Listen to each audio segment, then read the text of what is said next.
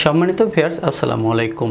আপনারা যদি আপনাদের নিজের নগদ অ্যাকাউন্টের পিনটা ভুলে যেয়ে থাকেন তাহলে কিভাবে পিনটা রিসেট করবেন সেটা সম্পূর্ণ এই ভিডিওর মাধ্যমে দেখানোর চেষ্টা করব ইনশাআল্লাহ। তো ভিডিওটি শুরু করা যাক। আচ্ছা, প্রথমে আমি আপনাদেরকে বলে নিই, আপনারা জাস্ট দুইটা উপায়ে পিনটা রিসেট করতে পারেন। একটা হচ্ছে আপনারা ম্যানুয়ালি টাইপ করে বা ম্যানুয়ালি আপনারা ডায়াল করে, দুই নাম্বার হচ্ছে কাস্টমার কেয়ারে কথা বলে। তো আমি আপনাদেরকে প্রথমে দেখাবো ম্যানুয়ালিভাবে কীভাবে ডায়াল করে আপনারা করবেন, আর লাস্টে আমি আপনাদেরকে দেখাবো কীভাবে আপনারা তার মানে কাস্টমার সাপোর্ট পেতে পারেন। ঠিক আছে, তো ভিডিওটি শুরু করতেছি। আচ্ছা, প্রথমে আপনাদেরকে যেটা করতে হবে ম্যানুয়ালিভাবে করার জন্য জাস্ট আপনাদের ফোনে যে ডায়াল প্যাড আছে ডায়াল প্যাডে চলে আসবেন। আসার পর এখানে জাস্ট আপনাদেরকে যেটা করতে হবে *167# এটা লিখে জাস্ট এখান থেকে কল করবেন বা এটার উপরে ডায়াল করে জাস্ট কলে চাপ দেবেন। দেওয়ার পর এখানে আপনাদের যে সিমে আপনাদের নগদ অ্যাকাউন্টটা থাকবে সেটা সিলেক্ট করতে হবে। আমার টেলিটকের নগদ অ্যাকাউন্ট, সেই ক্ষেত্রে জাস্ট আমি টেলিটকটা সিলেক্ট করলাম। সিলেক্ট করার পর একটু এখানে লোডিং হবে, লোডিং হলে একটু অপেক্ষা করবেন। অপেক্ষা করার পর আপনাদের সামনে এরকম অনেকগুলো অপশন চলে আসবে। এখান থেকে দেখেন সবার নিচেই 8 নম্বরে পিন রিসেট নামে একটা অপশন আপনারা পেয়ে যাচ্ছেন। এখান থেকে ইট সিলেক্ট করবেন বা ইট টাইপ করবেন। টাইপ করার পর এখান থেকে জাস্ট আবারও সেন্ডের উপর এটা ক্লিক করে দেবেন। সেন্ডের উপর ক্লিক করে দেওয়ার পর দেখেন এখানে 1 নম্বরে ফরগেট পিন আর 2 নম্বরে আছে চেঞ্জ পিন। আমরা যেহেতু ফরগেট করতে চাচ্ছি বা আমাদের যে পিন নাম্বারটা ছিল ভুলে গেছি, সেই ক্ষেত্রে জাস্ট আমরা এখান থেকে ফরগেটটা সিলেক্ট করবো, অর্থাৎ সেন্ডের উপরে এটা ক্লিক করে দেবো। সেন্ডের উপর ক্লিক করে দেওয়ার পর এখানে আপনাদেরকে যেটা করতে হবে, আপনাদের যে নগদ অ্যাকাউন্ট খোলার সময় যে এনআইডি কার্ডটা ব্যবহার করছিলেন সেই এনআইডি কার্ডের এখানে নাম্বারটা টাইপ করতে হবে। এখন অনেকেই বলবে যে ভাই আমি তো নগদ অ্যাকাউন্টের খোলার সময় আমি এনআইডি কার্ড ব্যবহার করি না, তাহলে কি করব? তারা হচ্ছে যে কাস্টমার সাপোর্টে কথা বলে তারা এই সমস্যার সমাধান পেতে পারেন। আমি লাস্টে দেখা দেবো কীভাবে কাস্টমার সাপোর্টে কথা বলবেন। তো আমি এখান থেকে যেটা করতেছি, আমার যে এনআইডি কার্ড দিয়ে করা ছিল আমি সেই এনআইডি কার্ডের যে নাম্বারটা ছিল সেটা আমি এখানে টাইপ করে দিচ্ছি। টাইপ করে দেওয়ার পর এখান থেকে জাস্ট আমি সেন্ডের উপর এটা ক্লিক করে দেবো। আপনারাও সেম একইভাবে সেন্ডের উপরে ক্লিক করবেন। তারপর এখান থেকে এনআইডি কার্ডের যে বয়সটা আছে অর্থাৎ জন্মসালটা, শুধুমাত্র সেই সালটা এখানে ব্যবহার করবেন। তো আমি এখান থেকে জাস্ট জন্মসালটা ব্যবহার করলাম। করার পর এখান থেকে আবারও সেন্ডের উপরে ক্লিক করে দিলাম। এরপর আপনাদের সামনে এরকম একটা অপশন চলে আসবে যে আপনি লাস্ট 90 দিনের ভিতরে কোনো লেনদেন করছেন কিনা, সেটা ক্যাশ আউট হতে পারে, সেন্ড মানি হতে পারে, মোবাইল রিচার্জ হতে পারে।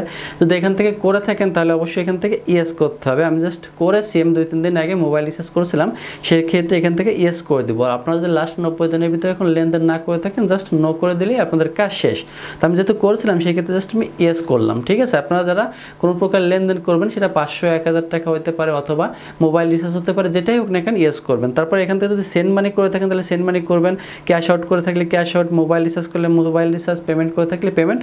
তো আমি যেহেতু মোবাইল রিচার্জ করেছিলাম সেই ক্ষেত্রে আমি জাস্ট এখান থেকে 3 নম্বরে মোবাইল রিচার্জটা সিলেক্ট করে দিলাম। যদি আপনারা এখান থেকে সেন্ড মানি করতেন তাহলে সেন্ড মানি সিলেক্ট করবেন, ক্যাশ আউট করলে ক্যাশ আউট। তারপর এখান থেকে অ্যামাউন্ট টাইপ করতে হবে, কত টাকা আপনি এখান থেকে লেনদেন করছেন বা ক্যাশ আউট করছেন বা সেন্ড মানি করছেন বা মোবাইল রিচার্জ করছেন। তো আমি জাস্ট মাত্র 20 টাকা মোবাইল রিচার্জ করেছিলাম, সেই ক্ষেত্রে জাস্ট এখান থেকে 20 লিখে জাস্ট এখান থেকে সেন্ডের উপরে ক্লিক করে দিলাম। সেন্ডের উপরে ক্লিক করে দেওয়ার পর দেখেন এখানে আমাকে অপেক্ষা করতে বলতেছে কনফার্মেশন SMS এর জন্য। আমার পিনটা রিসেট তারা করে দিবে আমার যদি সমস্ত তথ্য এখানে ঠিক থাকে। দেখেন এখানে পিন রিসেট সাকসেসফুল কিন্তু দেখাচ্ছে যে আমার পিন রিসেটটা সাকসেসফুল হয়ে গেছে। এখন আপনাদেরও কিন্তু এরকমভাবে একটা মেসেজ চলে আসবে, আপনারা ইনবক্সে চেক করে দেখবেন যে আপনাদের একটা মেসেজ চলে আসছে যেখানে আপনাদের পিনটা রিসেট কমপ্লিট হয়ে গেছে। এখন আপনাদেরকে যেটা করতে হবে আবারও ডায়াল প্যাডে আসতে হবে। আসার পর এখানে 167# দিয়ে জাস্ট আবারও কল করবেন। কল করার পর আপনাদের যে সিমে নগদ অ্যাকাউন্ট সেই নগদ সিমটা সিলেক্ট করবেন। সিলেক্ট করার পর এখান থেকে আপনাদের সামনে এরকম একটা অপশন পেয়ে যাবেন। ঠিক আছে, এখানে শুধুমাত্র পিন সেটআপ নামে একটা অপশন পাবেন, নিউ পিন।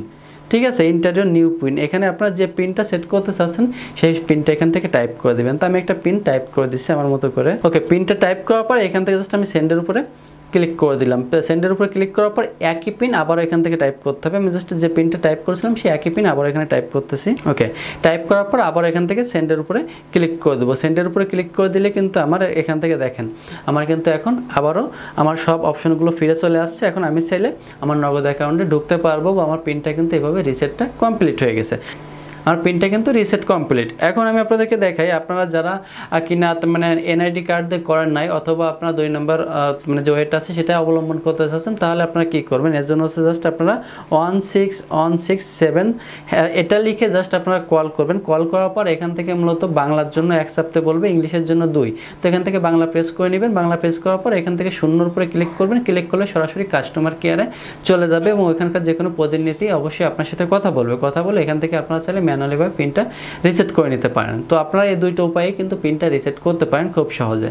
তো ভিডিওটি কেমন লাগলো অবশ্যই কমেন্ট করে জানাবেন। যদি ভিডিওটি ভালো লাগে তাহলে আমাদের চ্যানেলটি সাবস্ক্রাইব করে পাশে থাকবেন। সবাইকে অনেক অনেক ধন্যবাদ।